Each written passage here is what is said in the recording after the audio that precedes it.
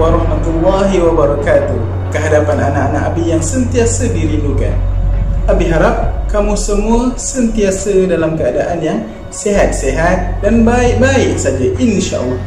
Jadi anak-anak, pada hari ini dalam video ini kita akan kongsikan dan kita akan mengulang kaji topik-topik yang telah kita pelajari sebelum-sebelum ini. Jadi anak-anak, tunggu apa lagi? Jom.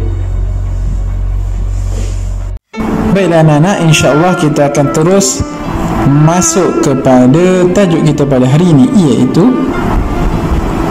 10 sahabat dijamin syurga. Masya Allah, sahabat ni kan, Abi pernah cerita dulu, manusia-manusia yang sangat hebat, manusia-manusia yang sentiasa patuh dan taat dengan perintah Allah, dengan perintah Rasulullah, rajin solat, rajin bersedekah, rajin berpuasa. Keimanan dan keyakinan mereka kepada Allah sangat-sangat hebat, sehingga mereka ni digelar sebagai generasi emas. Tetapi 10 sahabat ni sangat-sangat istimewa, sehingga kan dalam hadis Nabi telah menjamin mereka untuk masuk ke dalam syurga. Jadi anak-anak, siapakah sahabat-sahabat tersebut? Jom kita tengok. Yang pertama, Abu Bakar As-Siddiq. Yang kedua, Umar Al-Khattab. Yang ketiga, Uthman bin Affan. Yang keempat, Ali bin Abi Talib. Baik anak-anak, kalau anak-anak perasan, 4 sahabat yang pertama ni, mereka adalah 4 khalifah yang telah dilantik. Abi pernah cerita dulu kan? Okey. Dalam tajuk kita yang kedua, iaitu 4 khalifah yang telah dilantik menggantikan Rasulullah. Yang pertamanya khalifah pertama Abu Bakar, khalifah kedua Umar Al-Khattab, yang ketiga Uthman bin Affan, dan yang keempat Ali bin Abi Talib. Dan mereka ni keempat-empatnya adalah antara 10 sahabat yang dijamin syurga. Sudah pastilah mereka yang terbaik, sebab itu mereka dilantik menjadi khalifah. Jadi anak-anak, siapa lagi 6 orang? Jom kita tengok. Yang kelima, Talhah bin Ubaidillah. Yang keenam, Az-Zubair bin Al-Awwam. Yang ketujuh, Abdurrahman bin Auf. Yang ke-8, Sa'ad bin Abi Waqqas. Yang ke-9, Abu Ubaidah bin Al-Jarrah. Dan yang ke-10, Sa'id bin Zaid bin Amr.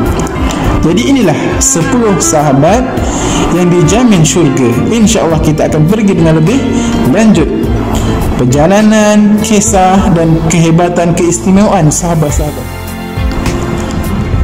Baiklah anak-anak, kita akan fokuskan kepada riwayat hidup 2 orang sahabat yang pertama, iaitu Sayyidina Abu Bakar As-Siddiq, dan sahabat yang kedua Sayyidina Umar Al-Khattab.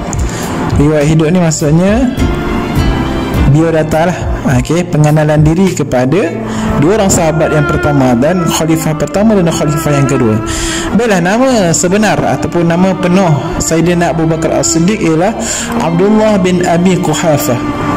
Kalau anak-anak perasan, perbezaannya agak ketara Abu Bakar dengan Abdullah. Dikisahkan ketika sebelum Islamnya Abu Bakar ini, Abu Bakar dikenali sebagai Abdul Ka'bah, maksudnya hamba kepada Ka'bah. Dia sangat banyak memberikan jasa dan sumbangan dalam menjaga Ka'bah sebelum Islam datang, sebelum Nabi Muhammad diangkat menjadi Rasul. Tetapi bila Nabi Muhammad menerima wahyu daripada Allah dan dilantik menjadi Rasul, namanya ditukarkan kepada Abdullah. Okey, hamba Allah. Okey, kenapa dia dinamakan Abu Bakar? Gelaran Abu Bakar ini adalah kerana beliau adalah orang yang paling segera. Cepat ni maksudnya segera untuk menerima Islam. Seterusnya, nama penuh Umar Al-Khattab ialah Umar bin Al-Khattab bin Nufail. Okey, nun baris depan, fa baris atas, Nufail. Seterusnya, gelaran kepada Abu Bakar As-Siddiq ialah As-Siddiq, yang bermaksud sentiasa yakin dan membenarkan perkataan dan perbuatan Nabi Muhammad SAW. Contohnya apa anak-anak? Contoh yang paling besar dan paling agung adalah kisah Isra dan Mi'raj. Anak-anak bayangkan kan? Bayangkan ketika mana Nabi Muhammad menceritakan kepada para sahabat dan orang Mekah tentang perjalanan Isra' Nabi daripada Mekah ke Baitul Maqdis di Palestin. Okey, perjalanan yang sangat jauh, memakan berhari-hari. Ketika itu tak ada pesawat, tak ada kereta api, tak ada apa-apa, naik unta. Kemudian Mi'raj, Nabi naik daripada Baitul Maqdis naik ke langit. Masa tu tak ada pesawat, tak ada roket. Jadi macam mana Nabi naik? Dan semua tu, apa yang Nabi ceritakan tu berlaku dalam satu malam. Kalau anak-anak berada ketika itu, anak-anak percaya tak? Kan sangat-sangat tak logik. Kalau ikutnya sangat-sangat tak logik. Tapi berkat keimanan dan keyakinan Abu Bakar ini, dia membenarkan perkataan Nabi Muhammad sehingga kan dia digelar sebagai As-Siddiq, antara gelaran yang paling agung. Seterusnya Al-Faruq, gelaran kepada Umar Al-Khattab, iaitu Al-Faruq, pembeza antara hak dan batil. Seterusnya kelahiran Abu Bakar As-Siddiq, lahir di Mekah 2 tahun selepas kelahiran Nabi. Maksudnya Nabi lahir, kemudian 2 tahun selepas itu Abu Bakar lahir. Maksudnya Abu Bakar ni muda 2 tahun daripada Rasulullah. Umar Al-Khattab lahir di Mekah 13 tahun selepas kelahiran Nabi. Maksudnya 13 tahun lebih muda daripada Nabi. Masa Umar lahir ni, masa tu Nabi Muhammad berumur 13 tahun. Faham kan? Baik, seterusnya keturunan Abu Bakar As-Siddiq berketurunan Bani Tayyim, kabilah Quraisy, dan Umar Al-Khattab adalah daripada Bani Adi, juga kabilah Quraisy.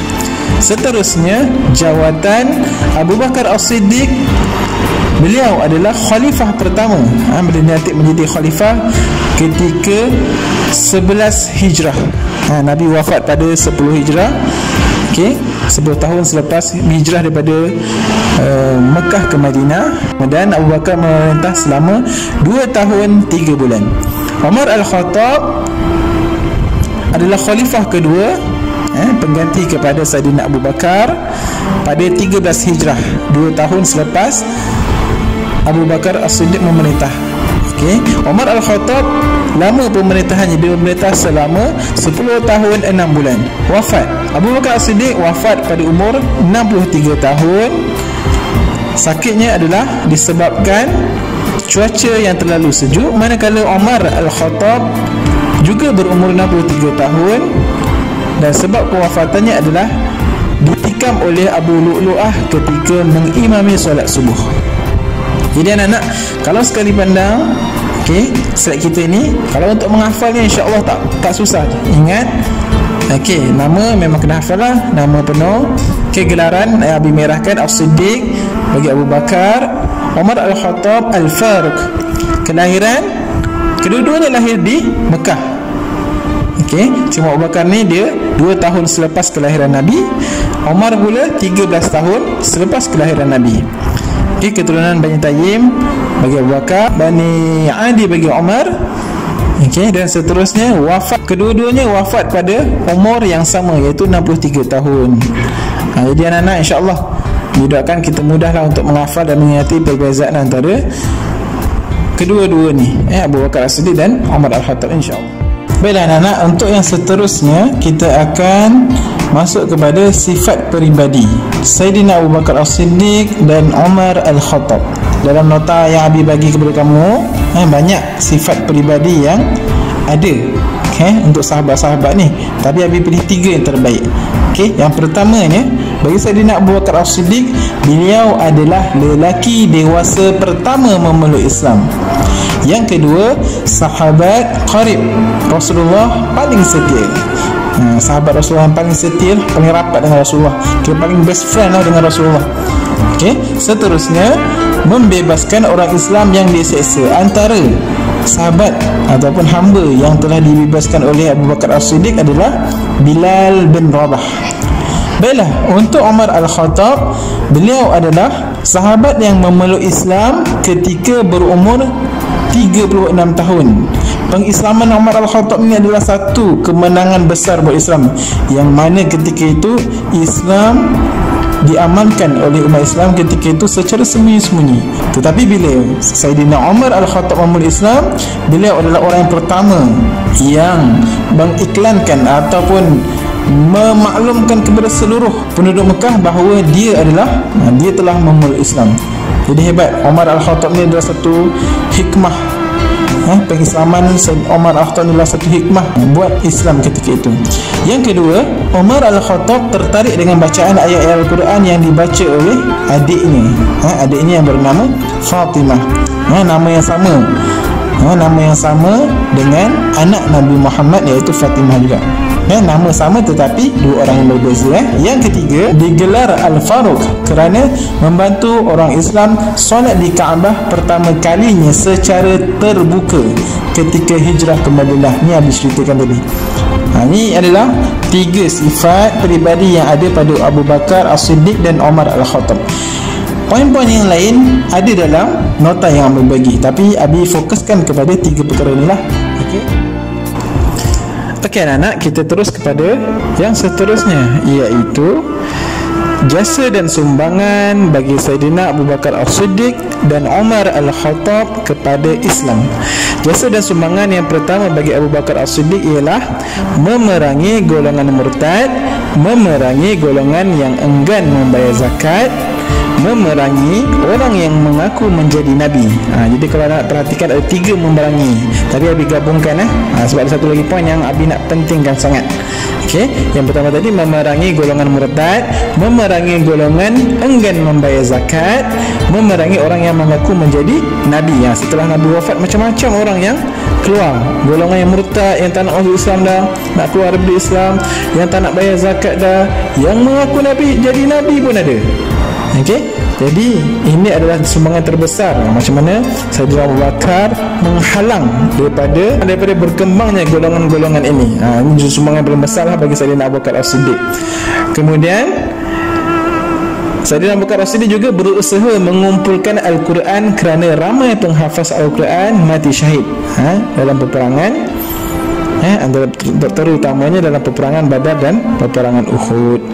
Baik, sumbangan dan jasa dan sumbangan bagi Saidina Umar adalah yang pertama, mengemas-kini Majlis Syura dan mengasaskan jabatan kerajaan cukai dan pos.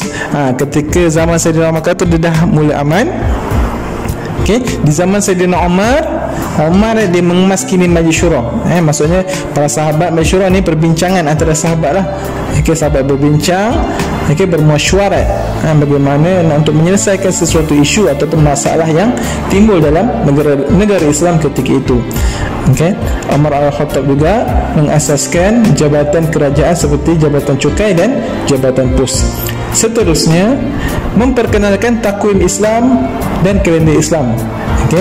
Maksudnya kalender Islam yang ada pada hari ini diasaskan atau diperkenalkan ketika zaman pemerintahan Saidina Umar Al-Khattab, dari Muharram, Safar, Rabiul Awal sampailah Zulhijjah.